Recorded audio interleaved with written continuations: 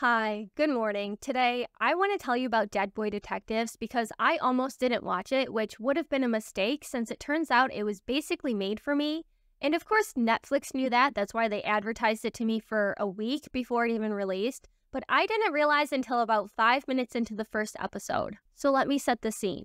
I open up Netflix and there it is again, the ad for Dead Boy Detectives. It's been there for a week straight, and I kept thinking it kind of looked like it was for kids. But I finally read the little blurb that was there, and something caught my eye from the producer of You and the flight attendant.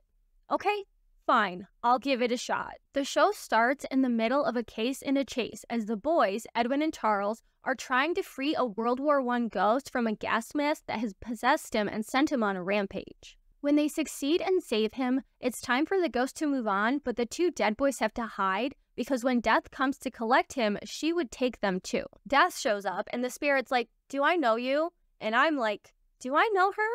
And Death is like, "Yeah, we've met before." And I'm like, "Yeah, I've seen her before. That's Death from the Sandman." So I pull up IMDb, I start Googling to confirm that yes, this character is the same one from the Sandman. And my brain finally starts to put the pieces together to realize that Dead Boy Detectives is from the same guy that did the Sandman, who is the same guy that did Good Omens. And now at this point, I had already paused the show to go watch a scene of Death in the Sandman. So when I came back to Good Boy Detectives, the picture it showed had changed to a picture of Edwin and a character we later learn is the Cat King, played by Lucas Gage. Okay.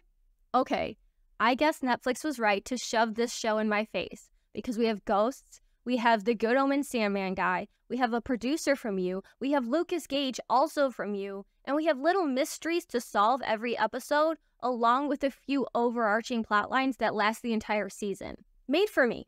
It was made for me. And I have no shame in admitting that I love these little YA shows. I can't help it. I can't get enough of them. So fine, I'm sorry, Netflix, for doubting your all-knowing algorithm.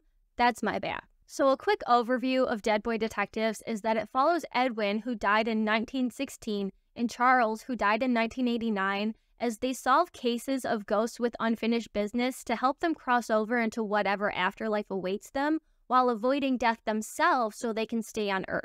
I must confess that I did immediately, think they were boyfriends. Dead gay detective boyfriends. That's not the case, but in my defense, I wasn't entirely off base.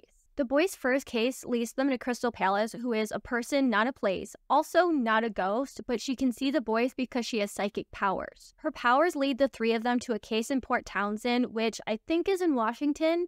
A ghost in town later mentions UW, which was referenced in Cruel Summer, so I assume it's Washington. While in Port Townsend, Crystal rents a room from Jenny above her butcher shop, which is where the trio meet Nico, and again, I thought they were going to end up girlfriends because when Crystal sees Nico, she sees all this stuff. And I thought like, oh, she's psychic, so that means she's in love or something. I don't know. I don't know why I assume that so much. Like, oh, they're boyfriends. Oh, they're going to be girlfriends. I think part of it is because there wasn't that much LGBT stuff in shows when I was actually in the YA target demographic. And now there just is. So every time I see two characters, I'm like, okay. And the other part is that I've been on Tumblr for like 15 years now, half my life. And that's just kind of how it is over there. Like if there are two same-sex characters in a show, somebody on Tumblr has shipped them.